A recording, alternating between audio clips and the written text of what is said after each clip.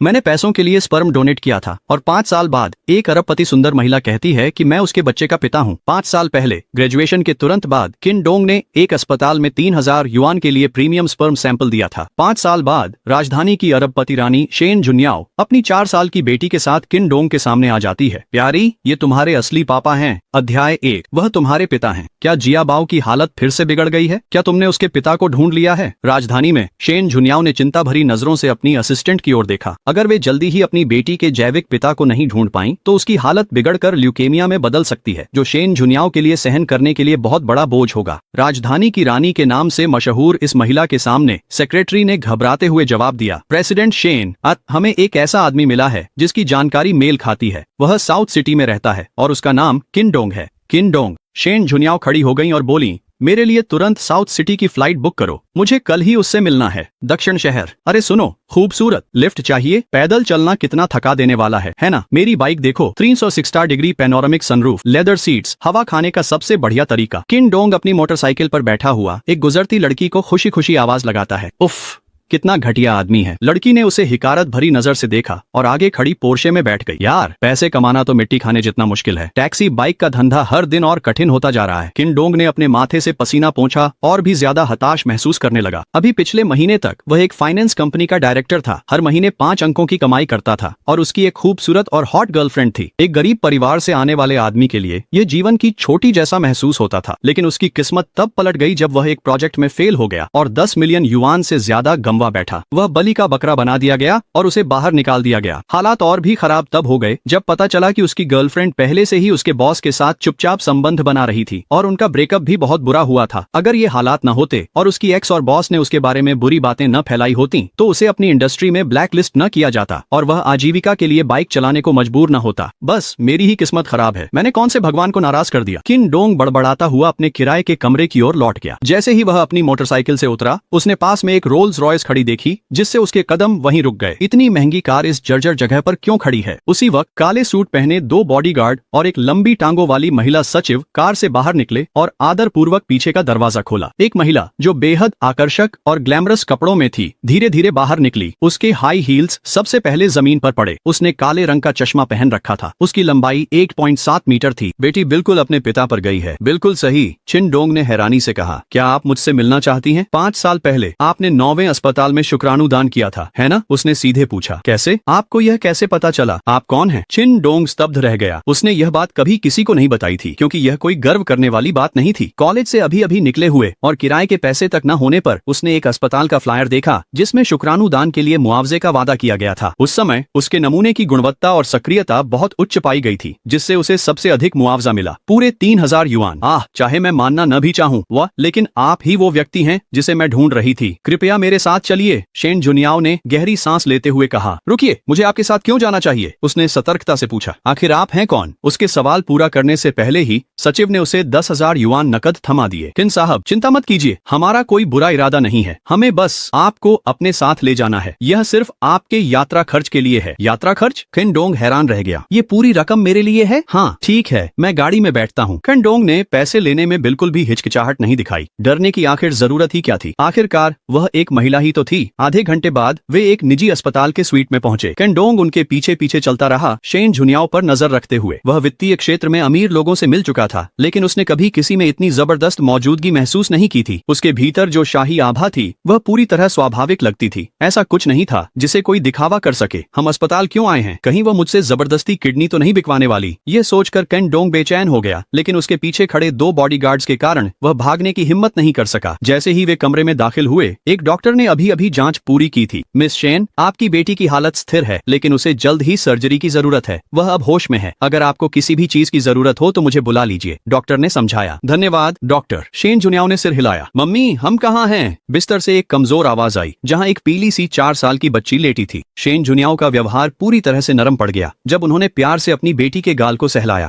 Jiabao, तुम हमेशा अपने पापा से मिलना चाहती थी, है ना? मम्मी उन्हें यहाँ ले आई है। इस बार हम तुम्हारी बीमारी ठीक कर देंगे और उसके बाद न सुई लगेगी लगेगी न दवा लेनी पड़ेगी। सच में? पापा कहाँ हैं? लड़की की आंखें उत्साह से चमक उठीं जब उसने चारों ओर देखा और आखिरकार उसकी नजर छिन-डोंग पर टिक गई। जब उनकी नजरें मिली तो छिन-डोंग एकदम ठिठक गया। उसे एक अजीब सी जानी पहचानी भावना महसूस हुई। मम्मी, क्या ये मेरे पापा हैं? लड़की ने उत्साहित होकर पूछा। हाँ, ये तुम्हारे पापा हैं। मैं समझता हूँ कि आप अपनी बेटी को लेकर चिंतित हैं, लेकिन आप यूं ही बातें नहीं बना सकते। उसने सुना था कुछ लोग खोए बेटों का दावा करते हैं, लेकिन पहली बार उसने किसी को अजनबी पिता का दावा करते देखा। शेन जुनियाओ ने उसे घूरा। उसकी आवाज ठंडी थी। लेकिन आप ही उसके जैविक पिता हैं। ध्यान से देखिए, क्या आपको और ज़ियाबाओ में समानता नहीं दिखती? छिन-डोंग झिझके और फिर से उस छोटी लड़की को देखा। वाकई उसकी शक्ल सूरत उससे काफी मिलती जुलती थी, जिससे वह अजीब सी अपनापन की भावना भी समझ में आ गई। बहुत से लोग एक जैसे दिखते हैं, इससे कुछ साबित नहीं होता। और फिर ये पहली बार है जब हम मिल रहे हैं। आंजा, मैं उसकी पिता कैसे हो सकता हूँ? यह सुनकर शेन जुनियाओ का चेहरा और भी गहरा हो गया। उसकी आवाज बर्फ जैसी ठंडी हो गई। सच में आप इसके लायक नहीं हैं। इसका क्या मतलब है? छिन-डोंग ने झुंझलाकर कहा। खुद को अपमानित महसूस कर रहा था, लेकिन फिर जब उसने सोचा कि उसने उसे सिर्फ यात्रा के लिए 10,000 युआन दे दिए थे, वह जरूर बेहद अमीर होगी और शायद वह सच में उसके लायक नहीं था। अब आप जा सकते हैं, उसने ठंडे स्वर में कहा। सचिव ने तुरंत छिन-डोंग को बगल के एक खाली कमरे में पहुंचा दिया। अपनी बेटी को सांत्वना देने के बाद शेन जुनियाओ वापस आई। उसके हाथ में कुछ बालों की लटें थीं। 5 साल पहले मैंने अस्पताल में IVF करवाया था और ज़ियाबाओ को जन्म दिया। उस समय तुम्हारा सैंपल सबसे अच्छा था जो उनके पास था, लेकिन 1 साल पहले ज़ियाबाओ को एक गंभीर बीमारी का पता चला और अब उसे सर्जरी की जरूरत है। अगर यह बीमारी ल्यूकेमिया में बदल गई तो वह ज्यादा दिन जीवित नहीं रह पाएगी। उसने सब कुछ शांत और संक्षिप्त तरीके से समझाया। उसकी नजरें कभी भी छिन-डोंग से नहीं हटीं। छिन-डोंग एक बार फिर स्तब्ध रह गया, क्योंकि उसने सच में पैसों के लिए शुक्राणु दान किया था। रुको, क्या तुम उसकी बीमारी के लिए मुझे दोष दे रही हो? यह असंभव है। मैं पूरी तरह से स्वस्थ हूँ। क्यों ना यह मानो कि समस्या तुम्हारी भी हो सकती है। क्या यह वाकई तुम्हारी चिंता है? शेन जुनियाओ ने भौहें उठाई। ठीक है, मैं कैसे मान लूं कि तुम सच बोल रहे हो? ये ज़ियाबाओ के बालों का सैंपल है। हम अभी पितृत्व परीक्षण कर सकते हैं, उसने जवाब दिया। छिन-डोंग एक पल के लिए झिझका, लेकिन आखिरकार सिर हिला दिया। आधे घंटे बाद त्वरित परिणाम आ गए। छिन-डोंग ने रिपोर्ट देखी। उसका पूरा शरीर कांप रहा था। DNA परीक्षण 99% आनुवंशिक मेल की पुष्टि करता है, जिससे माता पिता और बच्चे के संबंध की पुष्टि होती है। उसका दिमाग ऐसा महसूस कर रहा था जैसे उस पर बिजली गिर गई हो। जैविक बेटी होने का अचानक खुलासा उसके लिए बहुत भारी था। कुछ कहना है? छिन-डोंग चौंक कर होश में आया और गर्वित शेन जुनियाओ की ओर देखा। उसने मुंह खोला, लेकिन बस कुछ ही शब्द कह पाया। तुम चाहती हो कि मैं क्या करूं? अध्याय 2। पत्नी, ज़ियाबाओ को एप्लास्टिक एनीमिया है। सर्जरी के लिए उसे माता पिता के खून की जरूरत है। मेरा खून मेल नहीं खाता, लेकिन तुम्हारा खून उच्च मेल है, शेन जुनियाओ ने समझा। अपनी बेटी का स्वास्थ्य वापस पाने के लिए चुकाना एक छोटी सी कीमत थी। क्या? छिन-डोंग हैरान रह गया। उसने तो बस उसकी घमंडी सोच को तोड़ने के लिए ऐसा कहा था, लेकिन उसे उम्मीद नहीं थी कि वह इतनी आसानी से मान जाएगी। तुम सच में मुझे 100 मिलियन दोगी? अपना खाता मेरे सहायक को दे दो। 50 मिलियन तुरंत तुम्हारे खाते में ट्रांसफर कर दिए जाएंगे, उसने अधीरता से कहा। लेकिन सर्जरी जल्द ही करानी होगी। डॉक्टर ने कहा है कि शियाओबाओ की हालत अब और इंतजार नहीं कर सकती, वरना ऑपरेशन का सबसे अच्छा समय निकल जाएगा। जल्द का मतलब कितना जल्दी? आज रात।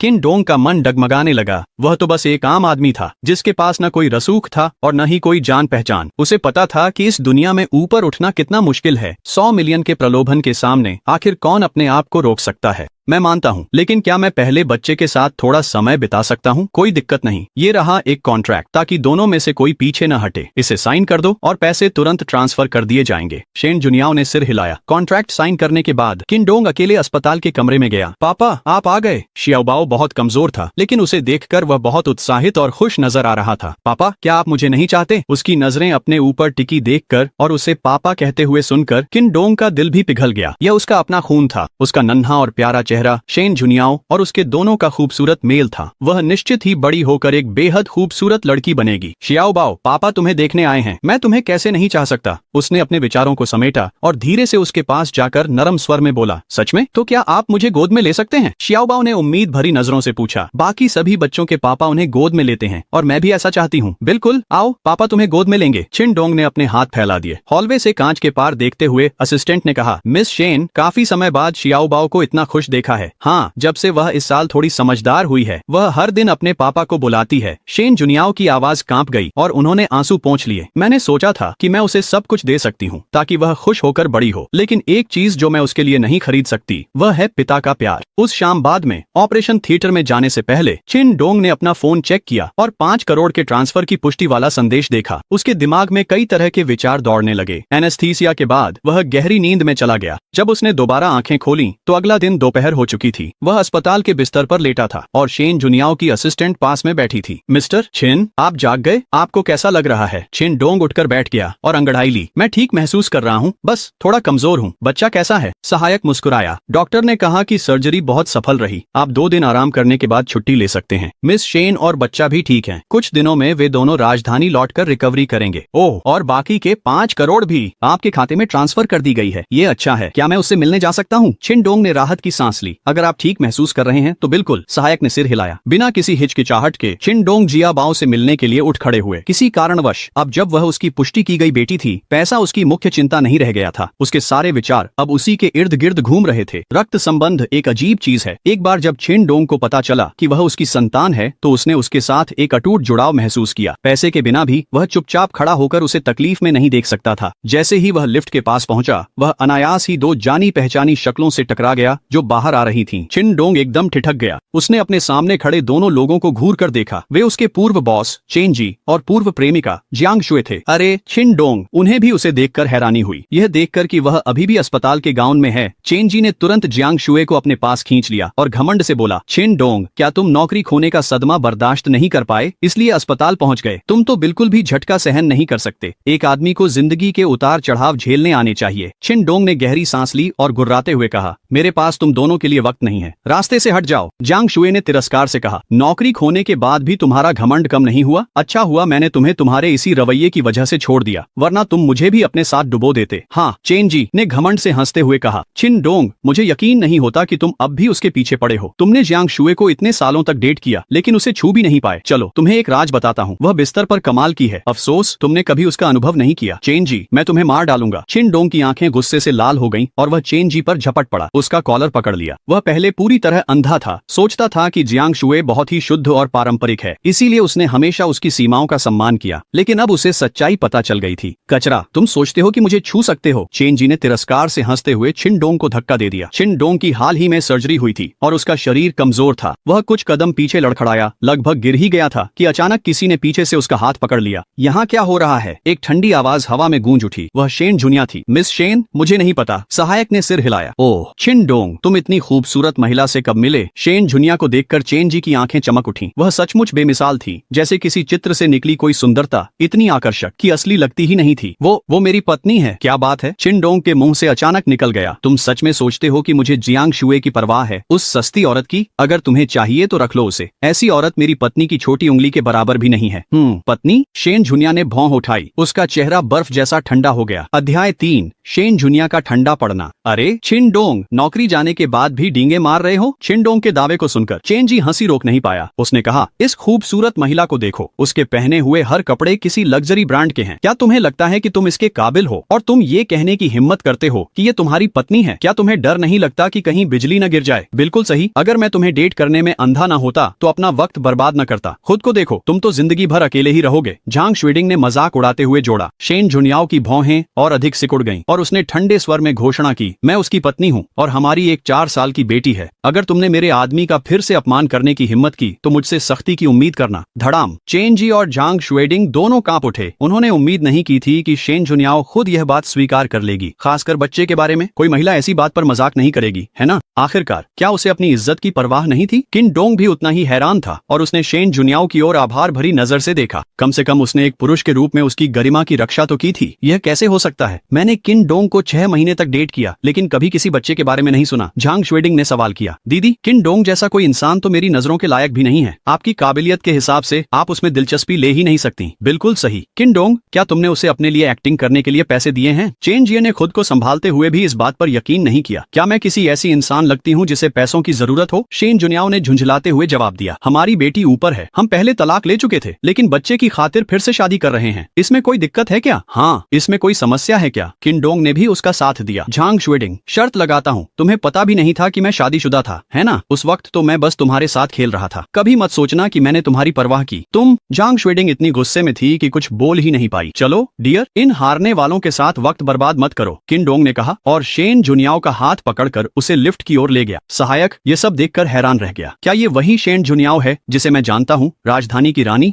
जो दूसरों के सामने खुद को किसी और की पत्नी मान रही है? यकीन नहीं होता। जैसे ही लिफ्ट के दरवाजे बंद हुए, शेन जुनियाओ ने ठंडेपन से अपना हाथ छुड़ा लिया। यह सिर्फ एक बार के लिए था। दोबारा मुझे अपनी पत्नी मत कहना, वरना अंजाम भुगतना पड़ेगा। किन डोंग उसके ठंडे तेवरों से कांप उठा। फिर भी वह यह सोचने से खुद को रोक नहीं पाया कि उसका हाथ कितना मुलायम और चिकना था। धन्यवाद, ये बस एक खास स्थिति थी। पिम बम, वे मेरे पुराने बॉस और एक्स गर्लफ्रेंड हैं, समझाने की जरूरत नहीं। इगू, मुझे कोई फर्क नहीं पड़ता। उसने उसे बीच में ही रोक दिया। उसके चेहरे पर कोई भाव नहीं था। किन डोंग चुप रहा। उसे एहसास हो गया कि उसके साथ घुलना मिलना आसान नहीं है। उसमें एक तरह का गर्व और ठंडापन था जिससे वह दूर दूर सी लगती थी। जब वे जिया बाओ के अस्पताल के कमरे में पहुंचे तो उन्हें देखकर वह खुशी से खिल उठी। डैडी, मम्मी, जिया बाओ, अब कैसी हो? किन डोंग तुरंत उसके पास गया और उसके छोटे हाथ को प्यार से थाम लिया। यह देखकर शेन थोड़ा सा भौहें चढ़ाई लेकिन कुछ नहीं कहा। पापा, मैं अब बहुत बेहतर हूँ, जिबाओ ने खुशी से जवाब दिया। मम्मी ने कहा है कि जब हम घर जाएंगे तो मुझे अब और इंजेक्शन या दवा की जरूरत नहीं होगी। पापा, मैं बहुत खुश हूँ। क्या आप मुझे तब मनोरंजन पार्क ले चलेंगे? बिल्कुल, तुम जहाँ भी जाना चाहो, पापा तुम्हें वहाँ ले जाएंगे। चिन डोंग ने उसके छोटे से चेहरे को सहलाया। उसकी सेहत में सुधार साफ दिख रहा था और यह देखकर कि उसने कितना सहा है, चिन डोंग का दिल दुख उठा। ये बहुत अच्छा है मम्मी, मैं अस्पताल छोड़कर पापा के साथ घर जाना चाहती हूँ। उसने उम्मीद भरी नजरों से शेन जुनियाओ की ओर देखते हुए कहा। जी बाओ, हमें कुछ दिन और निगरानी के लिए रुकना पड़ेगा। शेन जुनियाओ ने नरम स्वर में जवाब दिया। अगर तुम और इंजेक्शन या दवा नहीं चाहती हो तो तुम्हें डॉक्टर की बात माननी होगी। बिल्कुल सही, जिए बाओ, चिन डोंग ने भी कहा। जैसे ही तुम पूरी तरह ठीक हो जाओगी हम कहीं भी जा सकते हैं। ठीक है पापा, क्या आप मेरे साथ रहेंगे? मैं आपके साथ रहना चाहती हूँ, उसने प्यार से चिन डोंग का हाथ पकड़ते हुए पूछा। बिल्कुल पापा, यहीं तुम्हारे साथ रहेंगे। अपनी बेटी को इतने प्यार से खुद से लिपटा हुआ महसूस कर चिन डोंग का दिल पिघल गया। शायद यही पिता होने का एहसास है, अपने बच्चे के लिए अपनी सबसे अच्छी चीजें, यहाँ तक कि अपनी जान भी खुशी खुशी दे देना। शेन जुनियाओ खुद को थोड़ा ईर्ष्यालु महसूस किए बिना नहीं रह सकी। वह सिर्फ अपने पापा को ही क्यों चाहती है, मम्मी को क्यों नहीं? लेकिन वह जे बाओ की खुशी में खलल नहीं डालना चाहती थी, इसलिए चुपचाप कमरे से बाहर चली गईं। इसी बीच चिन डोंग वहीं रुके रहे और जेबाओ के साथ छोटे छोटे खेल खेलते रहे। उनकी हंसी से कमरा गूंज उठा। शेन जुनियाओ के उदास मूड को देखकर सहायक ने उन्हें दिलासा दिया। मिस शेन, यह स्वाभाविक है कि जेबाओ अपने पापा से चिपकी हुई है।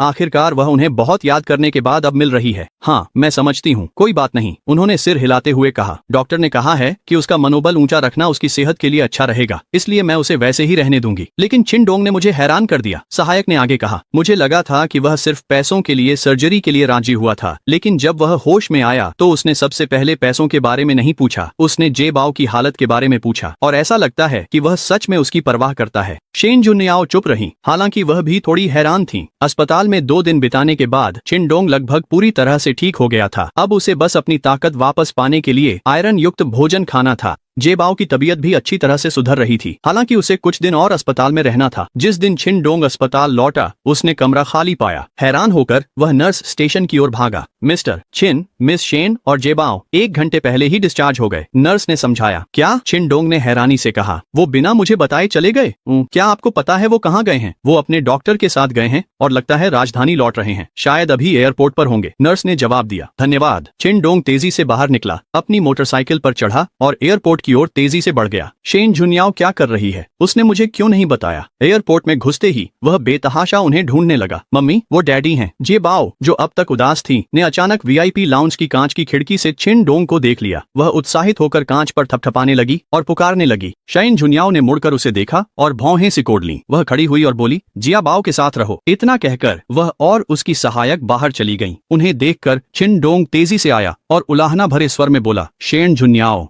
तुम बिना कुछ कहे क्यों चली गईं? अगर मैं अस्पताल न गया होता तो मुझे पता ही नहीं चलता कि तुम जा चुकी हो। क्या तुम्हें बताना जरूरी था? शेन जुनियाओ ने ठंडे स्वर में जवाब दिया। तुम खुद को क्या समझते हो? अध्याय 4, तुम इसके लायक नहीं हो। अब चिन डोंग गुस्से में चिल्लाया, मैं जिया बाओ का पिता हूँ, तुम्हें मुझे जरूर बताना चाहिए था।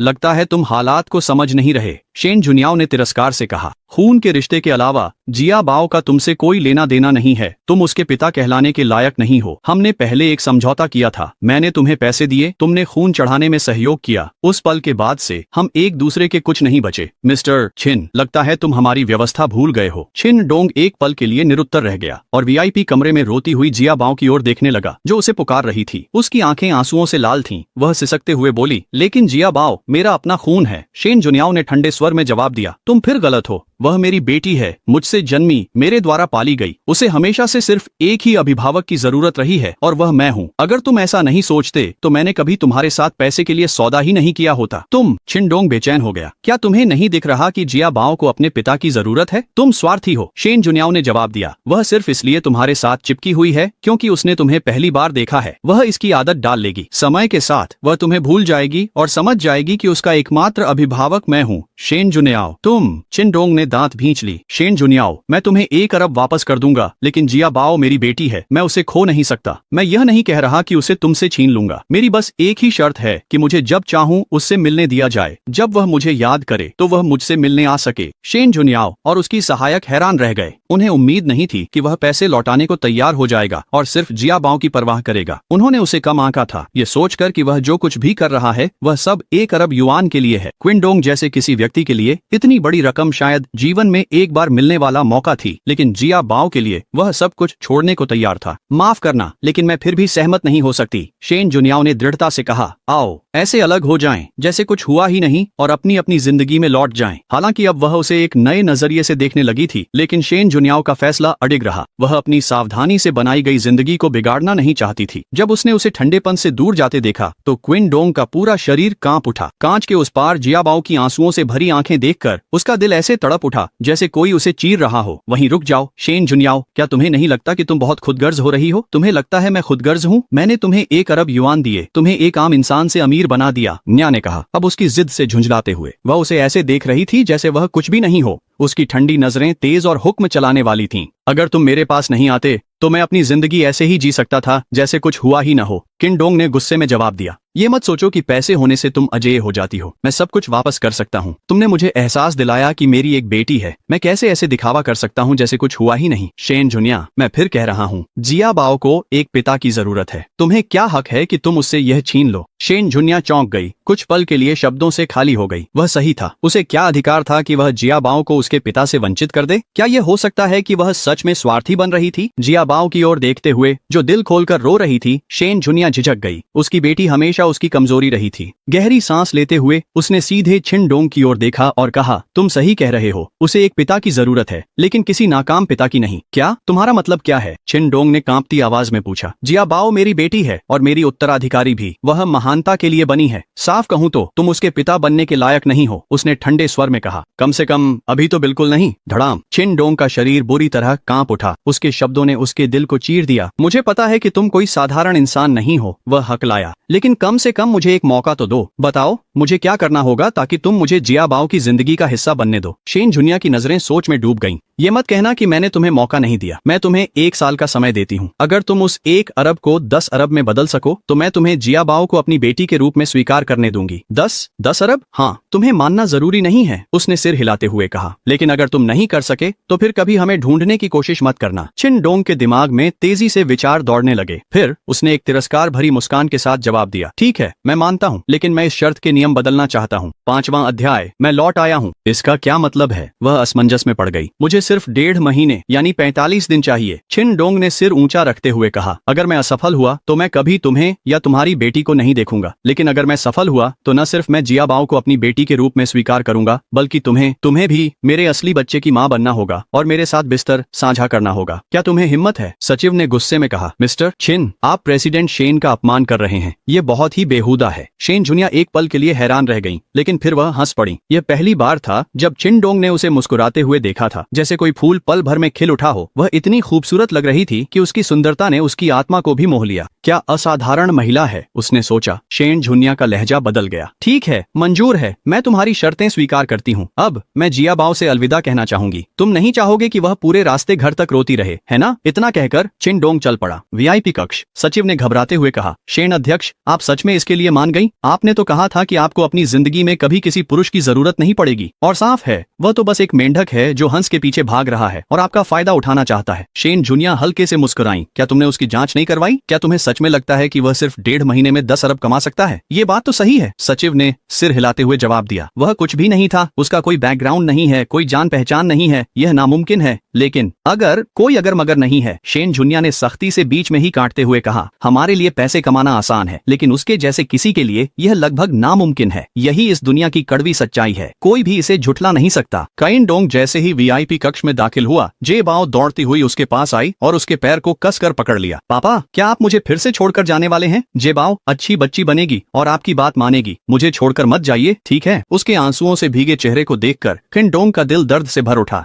वह झुककर बैठ गया, उसके आंसू पहुंचे और धीरे से बोला, मेरी प्यारी बच्ची, पापा तुम्हें कभी छोड़कर कैसे जा सकते हैं? तुम अच्छी बच्ची बनो, मम्मी की बात सुनो और जल्दी ठीक हो जाओ। जब मैं यहाँ अपना काम पूरा कर लूंगा तो तुम्हें लेने आऊंगा और हम दोनों साथ में खेलेंगे। सच में? उसने धीमे और संदेह से भरे स्वर में पूछा। आप मुझे झूठ तो नहीं बोलेंगे ना? पापा तुम्हें कभी झूठ नहीं बोलेंगे। चलो पिंकी प्रॉमिस करते हैं। ठीक है पिंकी प्रॉमिस। उन्हें फ्लाइट में चढ़ते हुए देखने के बाद किन डोंग एयरपोर्ट के बाहर खड़ा रहा और जैसे ही विमान ने उड़ान भरी, उसका संकल्प और भी मजबूत हो गया। पिछले कुछ महीनों से वह बिना किसी उद्देश्य के जी रहा था। बेरोजगारी के कारण खुद को असफल महसूस कर रहा था, लेकिन जे बाओ के आने से उसे एक मकसद और प्रेरणा मिली। जे बाओ, मेरी प्यारी बेटी, मैं जल्द ही तुम्हारे पास वापस आ जाऊंगा, बस मेरा इंतजार करना। शेन जूनिया, मेरा इंतजार करना, मैं राजधानी लौटकर तुम्हें अपना बना लूंगा। देखते हैं तब भी तुम इतनी घमंडी रह पाती हो या नहीं। किन डोंग ने मन ही मन एक मौन संकल्प लिया। बिल्कुल, वह जानता था कि शेन जूनिया ने शर्त सिर्फ इसलिए मानी थी क्योंकि उसे यकीन था कि वह कभी सफल नहीं हो सकता। वह सही थी। 1 अरब को 10 अरब में बदलना नामुमकिन सा काम लगता था। 1 साल में भी नहीं, 1.5 महीने की तो बात ही छोड़ो। चूंकि हालात ऐसे थे, उसने बड़ा दांव खेलने का फैसला किया। या तो सब कुछ दांव पर लगाओ या फिर घर जाओ। अगर वह जीत गया तो अपनी पत्नी और बेटी दोनों को पा लेगा। अगर हार गया तो उसके पास कुछ भी नहीं बचेगा। लेकिन यह उससे अलग नहीं था जो उसके पास पहले से था। तो अगले कुछ दिनों में उसने अपनी योजना को अमल में लाना शुरू कर दिया। 1 हफ्ते बाद वह अपनी पुरानी कंपनी लौट आया। इस बार वह सिर ऊंचा करके अंदर गया। छिन डोंग, तुम यहाँ वापस क्या कर रहे हो? रिसेप्शनिस्ट ने हैरानी से पूछा। तुमने तो इस्तीफे की सारी औपचारिकताएं पूरी कर ली थीं, अब वापस क्यों आए हो? दोपहर का खाना था और कई कर्मचारी इकट्ठा होकर बातें कर रहे थे। जब उन्होंने छिन डोंग को देखा तो वे खड़े होकर उसका अभिवादन करने लगे। हालांकि उनमें से कुछ खुद को उसका मजाक उड़ाने से रोक नहीं पाए। छिन डोंग, बाहर कंपनी के बिना टिक नहीं पाए, है ना? फिर से मिस्टर चेन से नौकरी मांगने आ गए? बेहतर होगा कि हार मान लो, यहाँ तुम्हारे लिए कोई जगह नहीं है। ओह, और वैसे श्वेतिंग अब मिस्टर चेन के साथ है। तुम्हारी पुरानी विभागाध्यक्ष वाली पोस्ट, हाँ अब वो उसी की है। यार, मुझे तुम्हारे लिए बुरा लग रहा है, लेकिन तुम्हें आगे बढ़ना ही होगा। चाहे वे सच में उसकी चिंता कर रहे थे या बस उसका मजाक उड़ा रहे थे, किन डोंग ने इसे दिल पर नहीं लिया। वह बस मुस्कुराया और बोला, मैं यहाँ मिस्टर चेन के लिए नहीं आया हूँ, मैं यहाँ बिजनेस के लिए आया हूँ। बिजनेस के लिए? तुम्हारा क्या मतलब है? किन डोंग, क्या तुम्हारा दिमाग खराब हो गया है? तुम्हें तो निकाल दिया गया था, यहाँ तुम्हारे लिए कोई जगह नहीं है। हुआंग देहुआ ने तिरस्कार से कहा। बाकी लोग हंस पड़े और अपने मुंह ढक लिए। इसे देखो, इसका दिमाग खराब हो गया है। इसी समय चेनजे और झांग श्वेतांग ऑफिस से बाहर आ गए क्योंकि उन्होंने शोर सुन लिया था। किन डोंग को देखकर वे ठिठक गए, फिर उनके चेहरे गुस्से से लाल हो गए। किन डोंग, तुम यहाँ वापस क्या कर रहे हो? किन डोंग उनकी ओर मुड़ा, उसके चेहरे पर मनोरंजन की झलक थी। मैं यहाँ क्यों नहीं आ सकता? क्योंकि यहाँ तुम्हारा स्वागत नहीं है, झांग श्वेतांग ने तिरस्कार से कहा। तुम अपने आप को क्या समझते हो? ये कंपनी चेनजे की है, उसकी इजाजत के बिना तुम यहाँ सिर्फ एक बाहरी आदमी हो। उसने उपहास करते हुए आगे कहा। अपने आप को देखो, एक बेरोजगार बेकार आदमी, और सोचते हो कि तुम्हारा यहाँ कोई हक है? बिल्कुल सही। किन डोंग, हुआंग देहुआ ने चेनजे को खुश करने के लिए जोड़ा। अगर तुम्हारी मानसिक हालत ठीक नहीं है तो डॉक्टर के पास जाओ, यहाँ खुद को शर्मिंदा मत करो। ओह, तो ये कंपनी तुम्हारी है? किन डोंग ने भौहें उठाकर पूछा। बिल्कुल, चेनजे ने घमंड से जवाब दिया। हमारे पुराने सहकर्मी होने के नाते मैं तुम्हें खुद से जाने के लिए कह रहा हूँ, वरना मैं सिक्योरिटी को बुलाकर तुम्हें बाहर फेंकवा दूंगा। फिर मुझे सख्त होने का दोष मत देना। ओह, कोशिश करके देखो, किन डोंग ने मुस्कुराते हुए जवाब दिया। तुम्हें लगता है मैं मजाक कर रहा हूँ? चेनजे ने गुस्से में गाली दी और सिक्योरिटी को बुलाने ही वाला था। तभी कंपनी के बड़े बॉस लिन जीचियांग अंदर आ गए। यह शोर शराबा किस बात का है?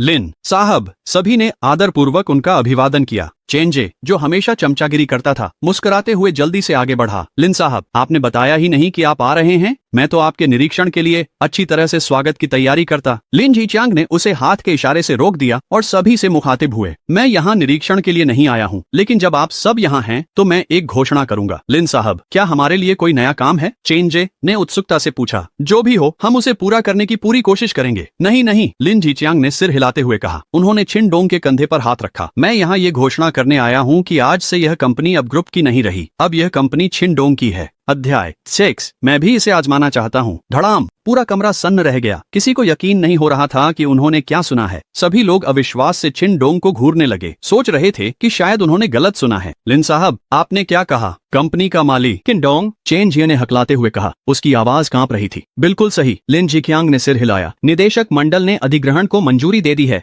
और आज ही सारे कागजात पूरे कर लिए गए हैं। अब से किन डोंग इस कंपनी के मालिक हैं, उसने जोड़ा। जहाँ तक आप सबका सवाल है, समूह में सभी पद पहले ही भर चुके हैं। आप चाहें तो किन डोंग के लिए काम कर सकते हैं या फिर कोई दूसरी नौकरी ढूंढ सकते हैं। मुझे और भी काम है, इसलिए मैं चलता हूँ। किन डोंग, मैं तुम्हारे नए व्यवसाय में तुम्हें बहुत सफलता की शुभकामनाएं देता हूँ। धन्यवाद मिस्टर लिन, किन डोंग ने जवाब दिया और उनका हाथ मिलाया। पूरा कमरा हैरान रह गया, सबके शरीर कांप रहे थे। लिन जी चांग के जाने के बाद ही वे धीरे धीरे होश में आए और किन डोंग की ओर ऐसे भावों के साथ मुड़े जैसे उन्होंने कोई कड़वी चीज निगल ली हो। किन डोंग, नहीं, अध्यक्ष किन, कृपया बैठिए। अध्यक्ष किन, आपका स्वागत है। जो भी आपको चाहिए बस बताइए, मैं संभाल लूंगा। अध्यक्ष किन, क्या आप कॉफी लेना चाहेंगे? आप अभी अभी बॉस बने हैं तो आपको निश्चित ही एक सचिव की जरूरत होगी। इस भूमिका के लिए मुझे कैसा मानते हैं? उनका रवैया पल भर में बदल गया और वे पूरे जोश के साथ किन डोंग की खुशामद करने लगे। यही जीवन की सच्चाई थी, यही मानव स्वभाव का असली रूप था। जब उसने सबको अपनी खुशामद में लगे देखा तो चेन जे और जांग शुएबिंग कांपते हुए खड़े थे। उनके चेहरे पीले पड़ गए थे और वे एक शब्द भी नहीं बोल पाए। ठीक है, घबराने की जरूरत नहीं है। अगर आप कंपनी के लिए उपयोगी हैं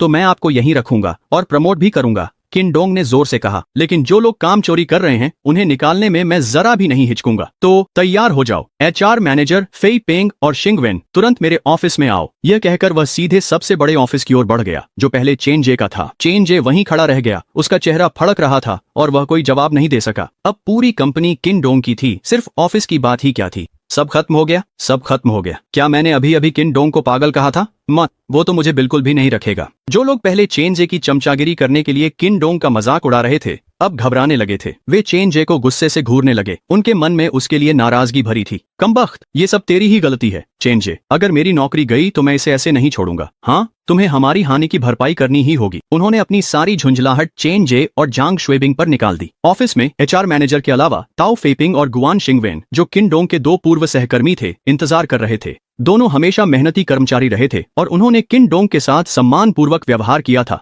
अब जब वह जिम्मेदारी संभाल चुके थे तो स्वाभाविक था कि वे उन्हें टीम के मुख्य सदस्य के रूप में रखना चाहते थे। संक्षिप्त चर्चा के बाद उन्होंने कंपनी के अधिकांश स्टाफ, जिसमें मैनेजर और कर्मचारी दोनों शामिल थे, को निकालने का फैसला किया। चेन जे, जाहिर है, सूची में सबसे ऊपर था। मीटिंग खत्म होते ही किन डोंग ने उन्हें तुरंत योजना को लागू करने का निर्देश दिया और जांग शुएबिंग को अपने ऑफिस में बुलाया।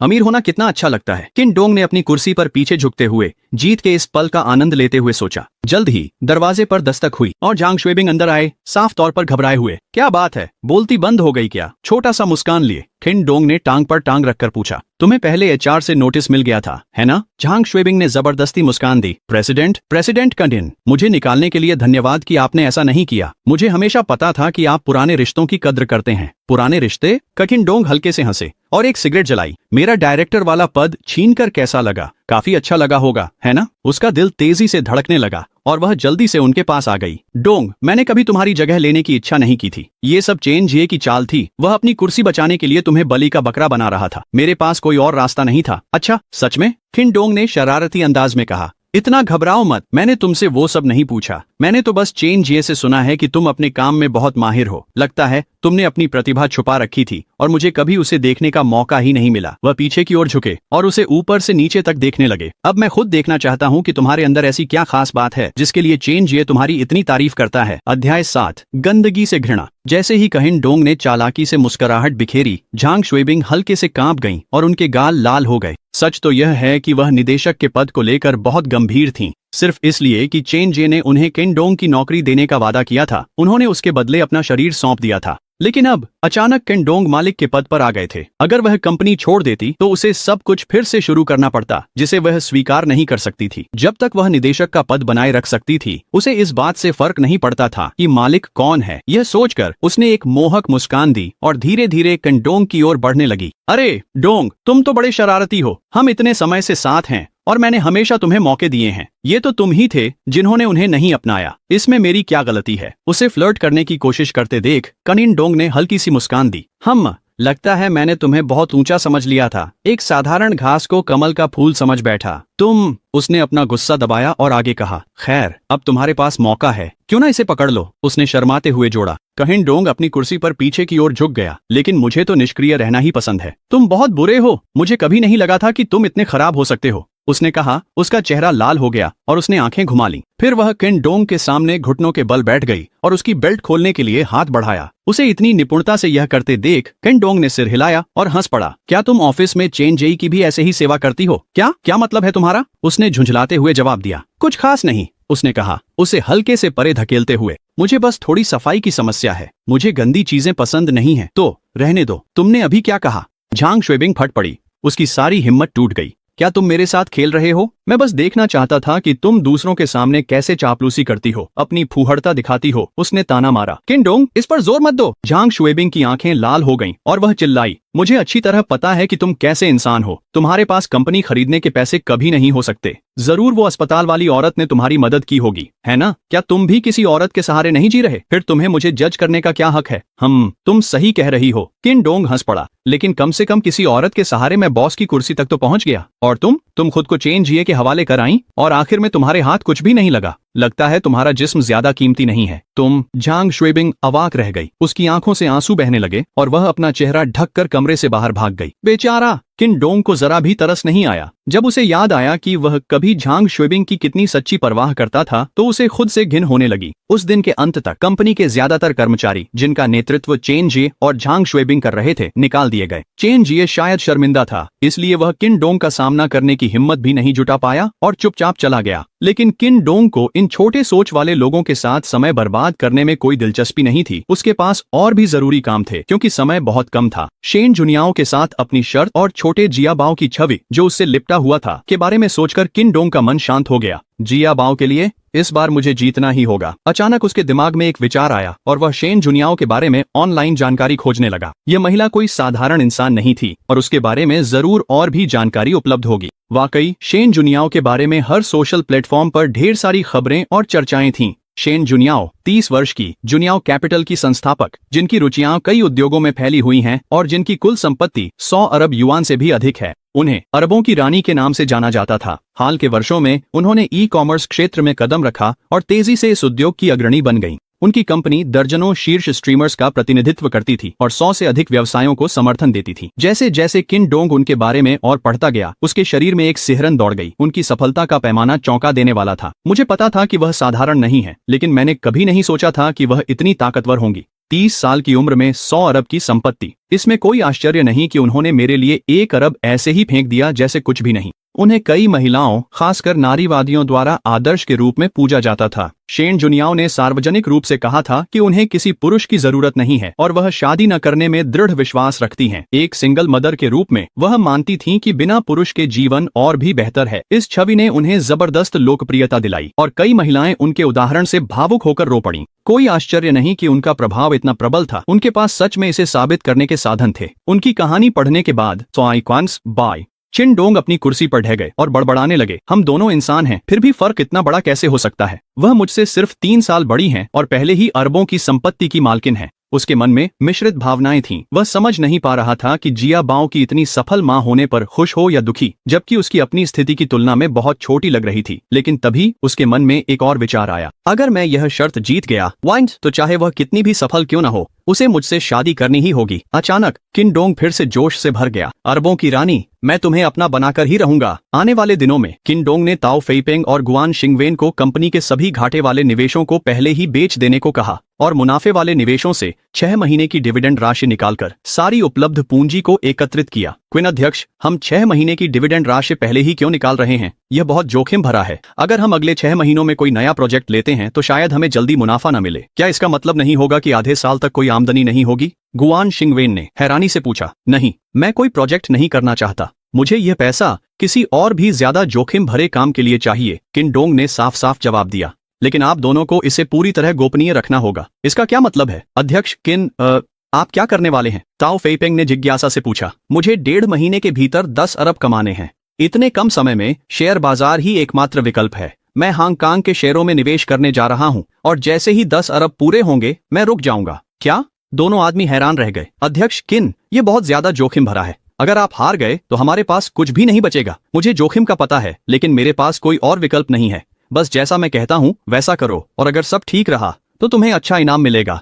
किन डोंग ने उन्हें बीच में ही रोकते हुए कहा। उसे दांव की गंभीरता का पूरी तरह एहसास था। अनिच्छा से दोनों ने सिर हिलाया और उसके आदेशों का पालन किया। अगले कुछ दिनों तक किन डोंग ने हांगकांग शेयर बाजार की प्रवृत्तियों पर बारीकी से नजर रखी। वह हर स्टॉक को देखता रहा और किसी बड़े संस्थान की चाल का अनुसरण करने का मौका तलाशता रहा। उसने हांगकांग शेयर बाजार को चुनने का कारण सीधा था। यहाँ तक कि वॉरेन बफेट भी चीनी ए शेयर बाजार में कोई बढ़त नहीं बना सके, जो खुदरा निवेशकों को फंसाने के लिए बदनाम था। हांगकांग शेयर बाजार अपनी अधिक लचीली संचालन प्रणाली के साथ उसके लक्ष्य के लिए बेहतर था, हालांकि इसमें जोखिम भी ज्यादा थे। उसे पता था कि उसे बहुत सतर्क रहना होगा। आधे महीने बाद कंपनी ने 4 करोड़ युआन से अधिक जुटा लिए थे, जिससे किन डोंग के पास कुल मिलाकर लगभग 12 करोड़ युआन की पूंजी हो गई थी। ताओ फेपेंग और गुआन शिंगवेन के साथ हफ्तों की सावधानीपूर्वक विश्लेषण और जानकारी जुटाने के बाद उन्होंने 3 स्टॉक्स चुने और अपनी सारी पूंजी उनमें लगा दी। निवेश वाले दिन तीनों ऑफिस में घबराए हुए बैठे थे, अपनी कंप्यूटर स्क्रीन से चिपके हुए। यह चढ़ रहा है, ये ऊपर जाना शुरू हो गया है।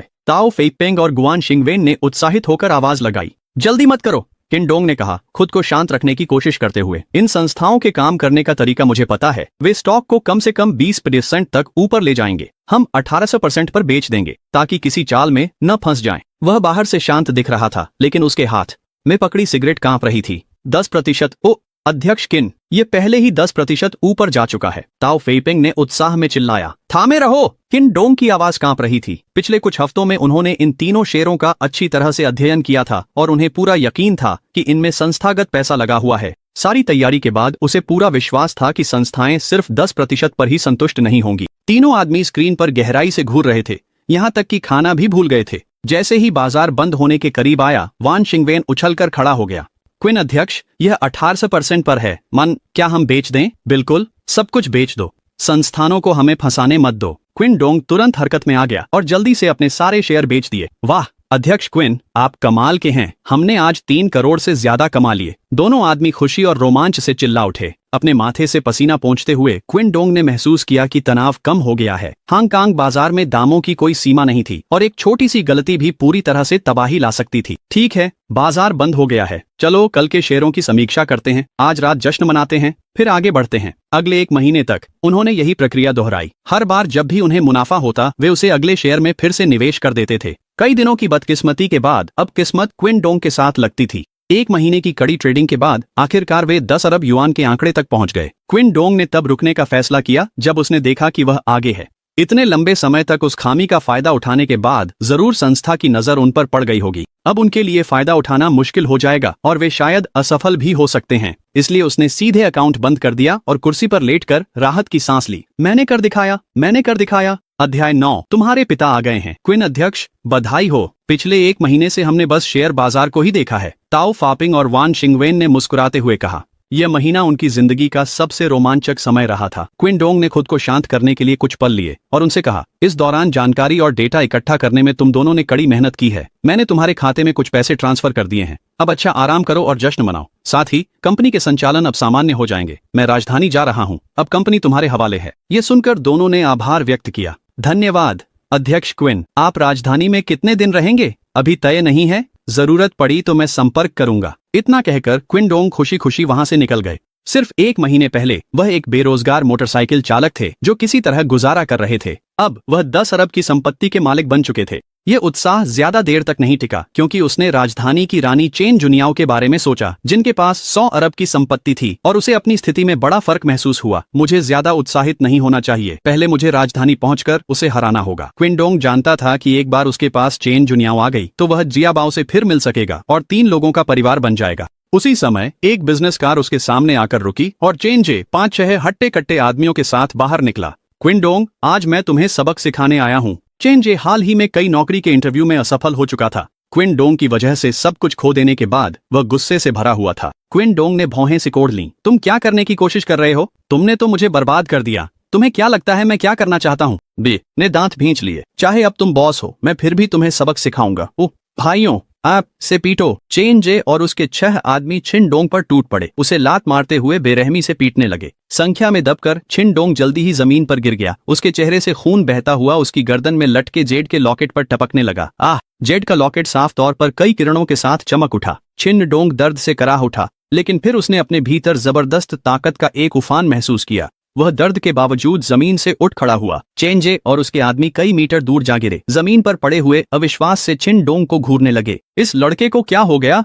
इतनी पिटाई के बाद भी इसमें इतनी ताकत कैसे आ गई? कमाल है दोस्तों, ये हार मानने वाला नहीं है। इसे तब तक पीटो जब तक मर न जाए। चेंजे गुस्से से तिलमिलाकर फिर से झपटा। छिन्न डोंग की आंखें खून से लाल थीं। उसने जबरदस्त पलटवार करते हुए चेंजे के चेहरे पर घूंसा मारा। धड़ाम! उस घूंसे से चेंजे 3 मीटर दूर जा गिरा। जमीन पर ढेर हो गया। उसके मुंह से झाग निकलने लगी और वह बेहोश हो गया। यह देख रहे हट्टे कट्टे आदमी वहीं रुक गए, डर के मारे कांपने लगे। एक ही घूंसे में ये हाल कर दिया? ये तो डरावना है। वो तो जैसे कोई और ही इंसान बन गया है। छोड़ो, चेंजे को अस्पताल ले चलते हैं। हमें अभी पैसे भी नहीं मिले हैं, इसे मरने मत दो। वे आपस में घबराए हुए नजरें बदलने लगे। फिर बेहोश चेंजे को उठाया और अपनी गाड़ी में डालकर चले गए। छिन्न डोंग, जो मुश्किल से खड़ा हो पा रहा था, जमीन पर घुटनों के बल बैठ गया और अपने दुखते सिर को पकड़ लिया। कितना समय बीत गया पता नहीं, लेकिन धीरे धीरे वह संभला और अपनी आंखें खोली। ये क्या हो रहा है? उसे अचानक अपने भीतर कोई शक्तिशाली ऊर्जा बहती हुई महसूस हुई। अब उसके दिमाग में कई तकनीकी किताबें भर गई थीं। वुजिगोंग विधि, वुजिजियान विधि और पवित्र औषधि अल्केमी तकनीक।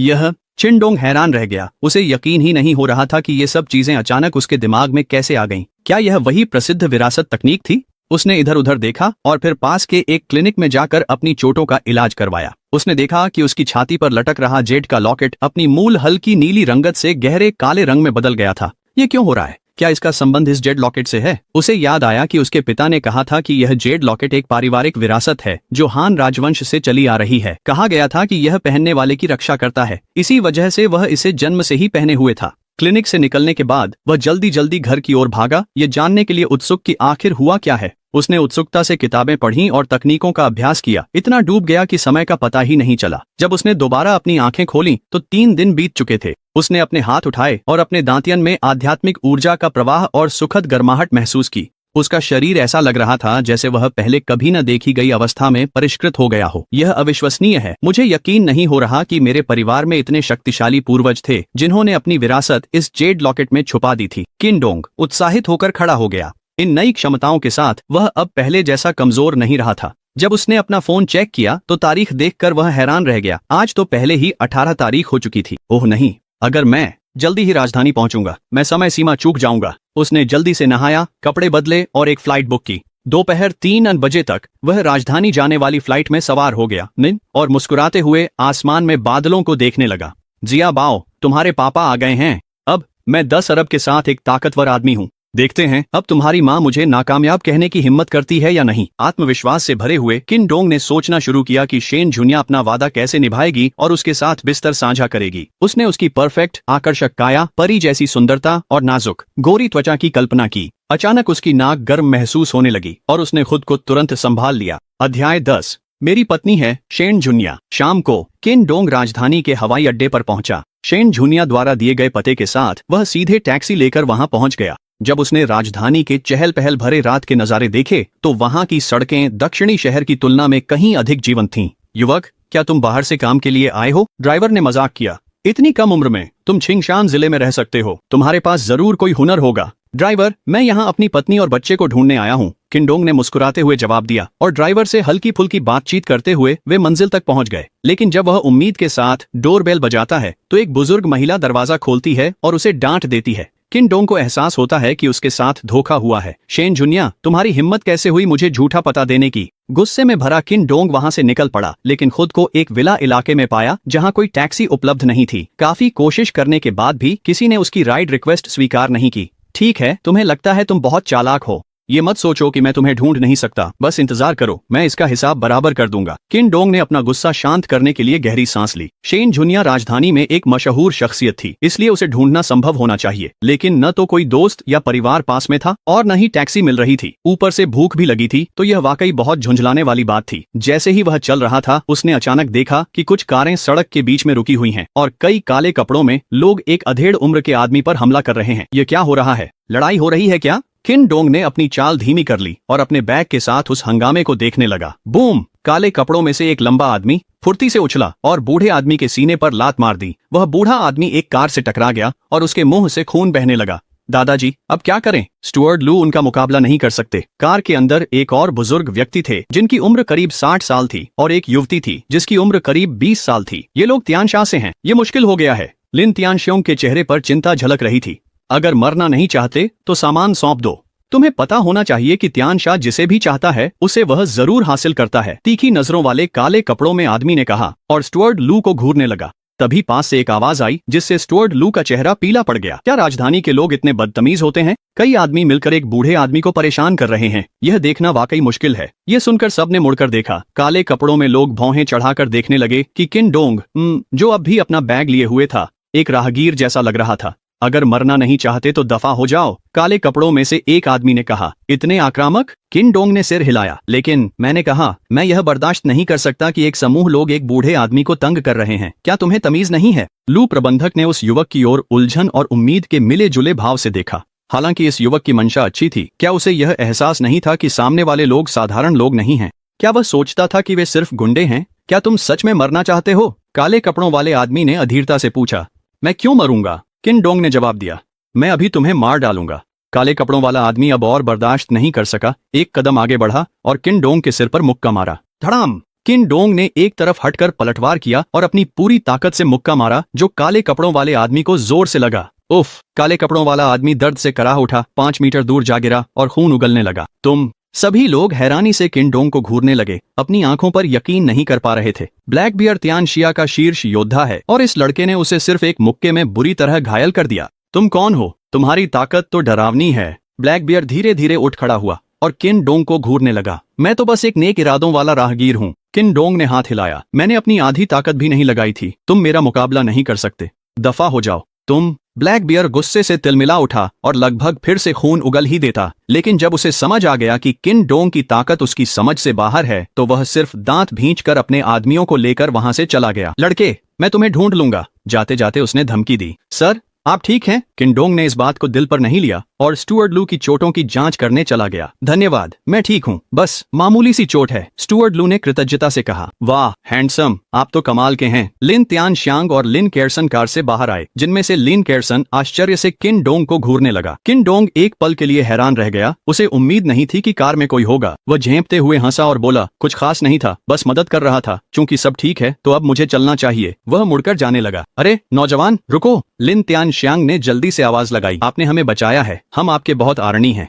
कृपया अपना नाम बताइए ताकि हम भविष्य में आपका एहसान चुका सकें। इतना औपचारिक मत बनिए, ये तो बस एक छोटी सी मदद थी, किन डोंग ने जवाब दिया। लेकिन आपकी छोटी सी मदद ने हमारे लिए एक बड़ी समस्या हल कर दी। लिन तियानशियांग ने आमंत्रित करते हुए कहा, मेरा घर यहीं पास में है। अगर आपको सुविधा हो तो जाने से पहले कृपया एक बार भोजन के लिए रुकिए। भोजन का निमंत्रण सुनकर किन डोंग थोड़ा हिचकिचाए, क्योंकि पूरे दिन की उड़ान के बाद बिना खाए वे बेहद भूखे थे। भाई, इनके साथ ही चले जाओ। तुम चल भी नहीं सकते और टैक्सी भी नहीं मिल रही। खाना खाने के बाद मैं तुम्हें छोड़ दूंगा, लिन केयरसन ने सुझाव दिया। ठीक है फिर, धन्यवाद। अब हिचकिचाने का कोई कारण नहीं था। किन डोंग ने सहमति जताई। वे उनकी कार में बैठ गए और वापस छिंगशेन विला क्षेत्र पहुंच गए। कृपया अपने घर जैसा महसूस करें, लिन तियानशियांग ने गर्मजोशी से कहा जब वे एक भव्य हवेली में दाखिल हुए। लिन केयरसन ने नौकरों को भोजन तैयार करने का आदेश दिया और किन डोंग के लिए चाय बनाई। युवक, क्या मैं आपका नाम जान सकता हूँ? लिन तियानशियांग ने उन्हें ध्यान से देखते हुए पूछा। क्या आप बाहर से आए हुए लगते हैं? जी हाँ सर, मेरा नाम किन डोंग है, उसने ईमानदारी से जवाब दिया। ये मेरी पहली बार है राजधानी में आना। मैं अपनी पत्नी और बच्चे को ढूंढने आया हूँ, लेकिन लगता है मुझे गलत पता दिया गया था, है ना? आपकी पत्नी और बच्चा? लिन केक्सिन ने हैरानी से पूछा। इतनी कम उम्र में ही आपकी शादी हो गई? हाँ, ये लंबी कहानी है। वैसे भी मेरा बच्चा अब 4 साल का हो चुका है, किन डोंग ने हल्की हंसी के साथ जवाब दिया। 4 साल का? आपने तो बहुत जल्दी परिवार बसा लिया, उसने जिज्ञासा से कहा। लेकिन आप काबिल हैं। आपने उस बड़े आदमी को एक ही मुक्के में बुरी तरह घायल कर दिया। हाँ, सच में आप जैसी ताकत वाले लोग कम ही देखने को मिलते हैं। आपने किस स्कूल से प्रशिक्षण लिया है? लिन तियानशियांग ने पूछा।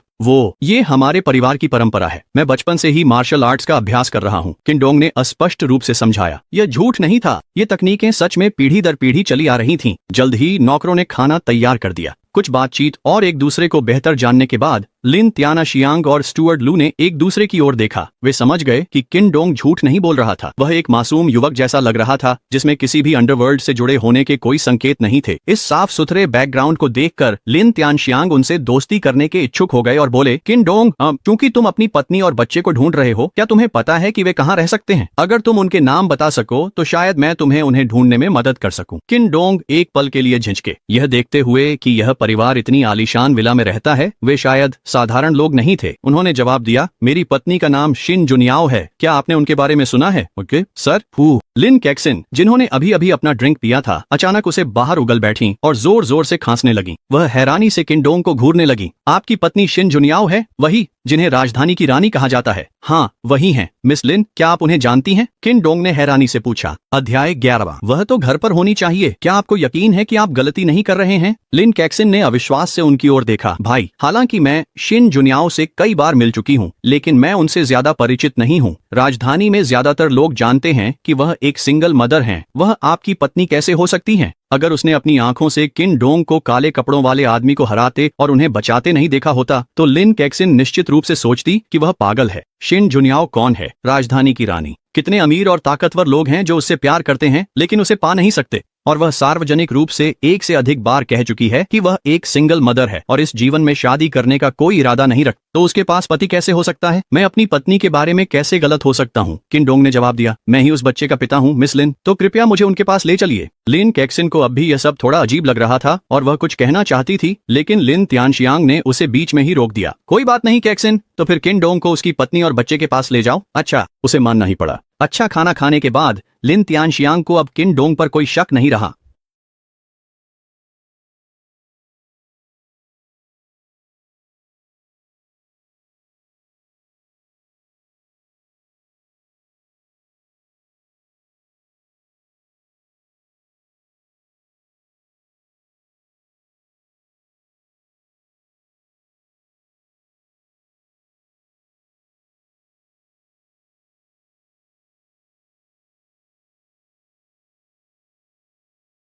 मैंने पैसों के लिए स्पर्म डोनेट किया था और 5 साल बाद एक अरबपति सुंदर महिला कहती है कि मैं उसके बच्चे का पिता हूँ। 5 साल पहले ग्रेजुएशन के तुरंत बाद किन डोंग ने एक अस्पताल में 3000 युआन के लिए प्रीमियम स्पर्म सैंपल दिया था। 5 साल बाद राजधानी की अरबपति रानी शेन जुनियाओ अपनी 4 साल की बेटी के साथ किन डोंग के सामने आ जाती है। प्यारी, ये तुम्हारे असली पापा हैं। अध्याय 1। वह तुम्हारे पिता हैं। क्या जियाबाओ की हालत फिर से बिगड़ गई है? क्या तुमने उसके पिता को ढूंढ लिया है? राजधानी में शेन जुनियाओ ने चिंता भरी नजरों से अपनी असिस्टेंट की ओर देखा। अगर वे जल्दी ही अपनी बेटी के जैविक पिता को नहीं ढूंढ पाईं, तो उसकी हालत बिगड़कर ल्यूकेमिया में बदल सकती है, जो शेन जुनियाओ के लिए सहन करने के लिए बहुत बड़ा बोझ होगा। राजधानी की रानी के नाम से मशहूर इस महिला के सामने सेक्रेटरी ने घबराते हुए जवाब दिया, प्रेसिडेंट शेन, हमें एक ऐसा आदमी मिला है जिसकी जानकारी मेल खाती है। वह साउथ सिटी में रहता है और उसका नाम किन डोंग है। किन डोंग? शेन जुनियाओ खड़ी हो गई और बोली, मेरे लिए तुरंत साउथ सिटी की फ्लाइट बुक करो, मुझे कल ही उससे मिलना है। दक्षिण शहर। अरे सुनो, खूबसूरत लिफ्ट चाहिए? पैदल चलना कितना थका देने वाला है ना? मेरी बाइक देखो, 360 degree panoramic sunroof, leather seats, हवा खाने का सबसे बढ़िया तरीका। किन डोंग अपनी मोटरसाइकिल पर बैठा हुआ एक गुजरती लड़की को खुशी खुशी आवाज लगाता है। उफ, कितना घटिया आदमी है। लड़की ने उसे हिकारत भरी नजर से देखा और आगे खड़ी पोर्शे में बैठ गई। यार, पैसे कमाना तो मिट्टी खाने जितना मुश्किल है। टैक्सी बाइक का धंधा हर दिन और कठिन होता जा रहा है। किन डोंग ने अपने माथे से पसीना पोंछा और भी ज्यादा हताश महसूस करने लगा। अभी पिछले महीने तक वह एक फाइनेंस कंपनी का डायरेक्टर था, हर महीने 5 अंकों की कमाई करता था और उसकी एक खूबसूरत और हॉट गर्लफ्रेंड थी। एक गरीब परिवार से आने वाले आदमी के लिए यह जीवन की छोटी जैसा महसूस होता था, लेकिन उसकी किस्मत तब पलट गई जब वह एक प्रोजेक्ट में फेल हो गया और 10 मिलियन युआन से ज्यादा गंवा बैठा। वह बलि का बकरा बना दिया गया और उसे बाहर निकाल दिया गया। हालात और भी खराब तब हो गए जब पता चला कि उसकी गर्लफ्रेंड पहले से ही उसके बॉस के साथ चुपचाप संबंध बना रही थी और उनका ब्रेकअप भी बहुत बुरा हुआ था। अगर ये हालात न होते और उसकी एक्स और बॉस ने उसके बारे में बुरी बातें न फैलाई होती तो उसे अपनी इंडस्ट्री में ब्लैक लिस्ट न किया जाता और वह आजीविका के लिए बाइक चलाने को मजबूर न होता। बस मेरी ही किस्मत खराब है, मैंने कौन से भगवान को नाराज कर दिया। किन डोंग बड़बड़ाता हुआ अपने किराए के कमरे की ओर लौट गया। जैसे ही वह अपनी मोटरसाइकिल से उतरा, उसने पास में एक रोल्स रॉयस खड़ी देखी, जिससे उसके कदम वहीं रुक गए। इतनी महंगी कार इस जर्जर जगह पर क्यों खड़ी है? उसी वक्त काले सूट पहने 2 बॉडीगार्ड और एक लंबी टांगों वाली महिला सचिव कार से बाहर निकले और आदर पूर्वक पीछे का दरवाजा खोला। एक महिला जो बेहद आकर्षक और ग्लैमरस कपड़ों में थी धीरे धीरे बाहर निकली। उसके हाई हील्स सबसे पहले जमीन पर पड़े। उसने काले रंग का चश्मा पहन रखा था। उसकी लंबाई 1.7 मीटर थी। बेटी बिल्कुल अपने पिता पर गई है। बिल्कुल सही, चिन डोंग ने हैरानी से कहा। क्या आप मुझसे मिलना चाहती हैं? 5 साल पहले आपने 9वें अस्पताल अस्पताल में शुक्राणु दान किया था, है ना? उसने सीधे पूछा। कैसे? आपको यह कैसे पता चला? आप कौन हैं? छिन डोंग स्तब्ध रह गया। उसने यह बात कभी किसी को नहीं बताई थी क्योंकि यह कोई गर्व करने वाली बात नहीं थी। कॉलेज से अभी अभी निकले हुए और किराए के पैसे तक न होने पर उसने एक अस्पताल का फ्लायर देखा जिसमें शुक्राणु दान के लिए मुआवजे का वादा किया गया था। उस समय उसके नमूने की गुणवत्ता और सक्रियता बहुत उच्च पाई गई थी जिससे उसे सबसे अधिक मुआवजा मिला, पूरे 3000 युआन। चाहे मैं मानना न भी चाहूँ वह, लेकिन आप ही वो व्यक्ति हैं जिसे मैं ढूंढ रही थी। कृपया मेरे साथ चलिए, शेन जुनियाओ ने गहरी सांस लेते हुए कहा। रुकिए, मुझे आपके साथ क्यों जाना चाहिए? उसने सतर्कता से पूछा। आखिर आप हैं कौन? उसके सवाल पूरा करने से पहले ही सचिव ने उसे 10,000 युआन नकद थमा दिए। किन साहब, चिंता मत कीजिए, हमारा कोई बुरा इरादा नहीं है, हमें बस आपको अपने साथ ले जाना है। यह सिर्फ आपके यात्रा खर्च के लिए है। यात्रा खर्च? किन डोंग हैरान रह गया। ये पूरी रकम मेरे लिए है? हाँ ठीक है, मैं गाड़ी में बैठता हूँ। किन डोंग ने पैसे लेने में बिल्कुल भी हिचकिचाहट नहीं दिखाई। डरने की आखिर जरूरत ही क्या थी? आखिरकार वह एक महिला ही तो थी। आधे घंटे बाद वे एक निजी अस्पताल के स्वीट में पहुंचे। किन डोंग उनके पीछे पीछे चलता रहा, शेन जुनियाओ पर नजर रखते हुए। वह वित्तीय क्षेत्र में अमीर लोगों से मिल चुका था, लेकिन उसने कभी किसी में इतनी जबरदस्त मौजूदगी महसूस नहीं की थी। उसके भीतर जो शाही आभा थी वह पूरी तरह स्वाभाविक लगती थी। ऐसा कुछ नहीं था जिसे कोई दिखावा कर सके। हम अस्पताल क्यों आए हैं? कहीं वह मुझसे जबरदस्ती किडनी तो नहीं बिकवाने वाली? ये सोचकर किन डोंग बेचैन हो गया, लेकिन उसके पीछे खड़े 2 बॉडीगार्ड्स के कारण वह भागने की हिम्मत नहीं कर सका। जैसे ही वे कमरे में दाखिल हुए, एक डॉक्टर ने अभी अभी जांच पूरी की थी। मिस शेन, आपकी बेटी की हालत स्थिर है, लेकिन उसे जल्द ही सर्जरी की जरूरत है। वह अब होश में है। अगर आपको किसी भी चीज की जरूरत हो तो मुझे बुला लीजिए, डॉक्टर ने समझाया। धन्यवाद डॉक्टर, शेन जुनियाओ ने सिर हिलाया। मम्मी, हम कहाँ हैं? बिस्तर से एक कमजोर आवाज आई, जहाँ एक पीली सी 4 साल की बच्ची लेटी थी। शेन जुनियाओ का व्यवहार पूरी तरह से नरम पड़ गया जब उन्होंने प्यार से अपनी बेटी के गाल को सहलाया। जियाबाओ, तुम हमेशा अपने पापा से मिलना चाहती थी, है ना? मम्मी उन्हें यहाँ ले आई है। इस बार हम तुम्हारी बीमारी ठीक कर देंगे और उसके बाद न सुई लगेगी न दवा लेनी पड़ेगी। सच में? पापा कहाँ हैं? लड़की की आंखें उत्साह से चमक उठीं जब उसने चारों ओर देखा और आखिरकार उसकी नजर छिन डोंग पर टिक गई। जब उनकी नजरें मिली तो छिन डोंग एकदम ठिठक गया। उसे एक अजीब सी जानी पहचानी भावना महसूस हुई। मम्मी, क्या ये मेरे पापा हैं? लड़की ने उत्साहित होकर पूछा। हाँ, ये तुम्हारे पापा हैं। मैं समझता हूँ कि आप अपनी बेटी को लेकर चिंतित हैं, लेकिन आप यूं ही बातें नहीं बना सकते। उसने सुना था कुछ लोग खोए बेटों का दावा करते हैं, लेकिन पहली बार उसने किसी को अजनबी पिता का दावा करते देखा। शेन जुनियाओ ने उसे घूरा। उसकी आवाज ठंडी थी। लेकिन आप ही उसके जैविक पिता हैं। ध्यान से देखिए, क्या आपको और जियाबाओ में समानता नहीं दिखती? छिन डोंग झिझके और फिर से उस छोटी लड़की को देखा। वाकई उसकी शक्ल सूरत उससे काफी मिलती जुलती थी, जिससे वह अजीब सी अपनापन की भावना भी समझ में आ गई। बहुत से लोग एक जैसे दिखते हैं, इससे कुछ साबित नहीं होता। और फिर ये पहली बार है जब हम मिल रहे हैं। आंजा, मैं उसकी पिता कैसे हो सकता हूँ? यह सुनकर शेन जुनियाओ का चेहरा और भी गहरा हो गया। उसकी आवाज बर्फ जैसी ठंडी हो गई। सच में आप इसके लायक नहीं हैं। इसका क्या मतलब है? छिन डोंग ने झुंझलाकर कहा। खुद को अपमानित महसूस कर रहा था, लेकिन फिर जब उसने सोचा कि उसने उसे सिर्फ यात्रा के लिए 10,000 युआन दे दिए थे, वह जरूर बेहद अमीर होगी और शायद वह सच में उसके लायक नहीं था। अब आप जा सकते हैं, उसने ठंडे स्वर में कहा। सचिव ने तुरंत छिन डोंग को बगल के एक खाली कमरे में पहुंचा दिया। अपनी बेटी को सांत्वना देने के बाद शेन जुनियाओ वापस आई। उसके हाथ में कुछ बालों की लटें थीं। 5 साल पहले मैंने अस्पताल में IVF करवाया था और जियाबाओ को जन्म दिया। उस समय तुम्हारा सैंपल सबसे अच्छा था जो उनके पास था, लेकिन 1 साल पहले जियाबाओ को एक गंभीर बीमारी का पता चला और अब उसे सर्जरी की जरूरत है। अगर यह बीमारी ल्यूकेमिया में बदल गई तो वह ज्यादा दिन जीवित नहीं रह पाएगी। उसने सब कुछ शांत और संक्षिप्त तरीके से समझाया। उसकी नजरें कभी भी छिन डोंग से नहीं हटी। छिन डोंग एक बार फिर स्तब्ध रह गया, क्योंकि उसने सच में पैसों के लिए शुक्राणु दान किया था। रुको, क्या तुम उसकी बीमारी के लिए मुझे दोष दे रही हो? यह असंभव है। मैं पूरी तरह से स्वस्थ हूँ। क्यों ना यह मानो कि समस्या तुम्हारी भी हो सकती है। क्या यह वाकई तुम्हारी चिंता है? शेन जुनियाओ ने भौहें उठाई। ठीक है, मैं कैसे मान लूं कि तुम सच बोल रहे हो?